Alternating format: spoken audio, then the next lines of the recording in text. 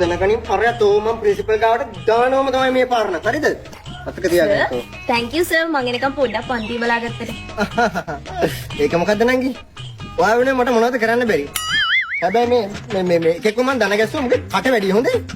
මොම මෙහෙම තියාගෙන පාඩම කරන්න. එහෙනම් ඉන්න. okay children. අද මට පාඩම කරන්න කිසිම mood එකක් නැහැ. ඒක හින්දා අපි වෙන activity එකක් කරමුද? okayද? okay teacher. හරි. මුලින්ම කියන්න බලන්න ඕකොල්ලෝ ලොකු වුණාම වෙන්න කැමති කවුද කියලා. සාරු නැගිටලා ඔයා කියන්න බලන්න. මම නම් ටීචර් ડોක්ටර් කෙනෙක් වෙනවා. ඒ ආත්කල්ල කොහෙද මම ડોක්ටර් කෙනෙක් වෙන්නේ? මේ ගෑනුණා අනේ මන්ද. please be silent. හරි. තමුසි දැන් hina වුණානේ. තමුසි නැගිටලා කියනවා බලන්න වෙන්න කැමති කවුද කියලා. ටීචර් මම නම් කැමති ඉංජිනේරුවෙක් වෙන්න. තෝත් මම පුරු වෙන්නේ ආත්කල්ල ඉංජිනේරුවෙක් වෙන්න බෑ. මේ උඹේ ගෑනිද? තොපි දෙන්නව ගැලපෙනවා තොපි දෙන්න බැඳපන්. silent. හරි. තමුසි hina වුණානේ හැම එකකටම. තමුසි නැගිටලා කියනවා බලන්න. මම නම් හිතන් ඉන්නේ ගගනගාමීක් වෙන්න. oh very good. අන්න හොඳයි. ඔයා එතකොට හඳට යන්නද හිතන් ඉන්නේ? නෑ මිස්. හැමදාම හදට යන එකේ මං හිතන් ඉන්නේ ඉරට යන්න. තමුසි මහා මෝඩෙන්නේ තරිඳු. ඉරට ගියාම තමුසි ඔය පිච්චිලා මැරෙන්නේ තරිඳු.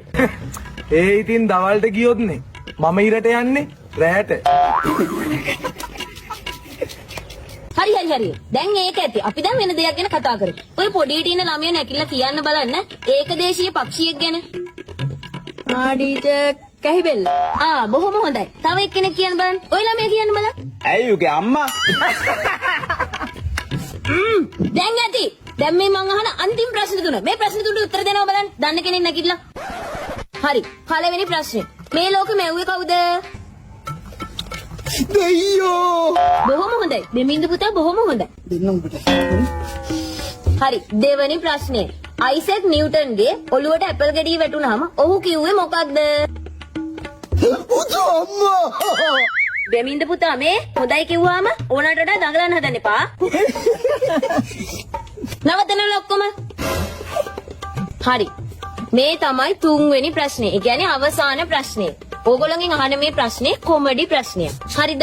ඔන්න අම්මෙකුයි තාත්තෙකුයි ඉන්නවා. ඒ අම්මටයි තාත්තටයි ළමයි 29ක් ඉන්නවා. දැන් 30 වෙනි ළමයා හම්බෙන්න ඉස්පිරිතාලේ ඉන්න. එතකොට ඒ අම්මා ඒ තාත්තට පොඩි රහසක් කියනවා. මොකක්ද ඒ රහස?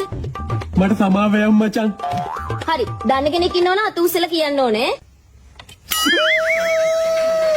තෝකෙන් ආයි මට ඇන්නොත් ඔගේ ඕක කඩලා මං හපලා විසික් කරලා දානවා.